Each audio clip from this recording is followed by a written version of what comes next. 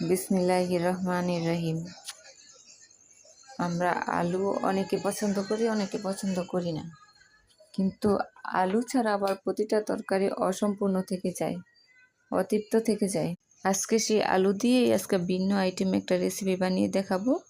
দেখেন, পেঁয়াজগুলোকে আলুগুলোকে এভাবে কেটে নিতে হবে, পানির মধ্যে সিদ্ধ করতে হবে, আর পেঁয়াজ রসুন আদা বাটা জিরা বাটা দিয়ে ভালোভাবে একটা কষানো ম্যারিনেট তৈরি করতে হবে। তৈরি করতে বেশি উপকরণ বাইরের লাগে না, শুধুমাত্র ঘরোয়া উপায়ে যদি রান্নাটা পরিমাণ মতো আন্দাজ হয়ে যায় মানুষের, তবে ঘরোয়া উপাদান দিয়ে অনেক সুস্বাদু রান্না তৈরি হয়। মশলা রান্নাকে স্বাদ করে না, স্বাদ করে মানুষের ব্রেন, ট্যালেন্ট, বুদ্ধি। তাই জানি না আমার কতটুকু জ্ঞান বুদ্ধি বা ট্যালেন্ট আছে, আমার যতটুকু আছে ততটুকু দিয়ে আমি সবার জন্য একটা রেসিপি বানিয়ে দেখালাম। ভালো লাগলে কমেন্ট করবেন।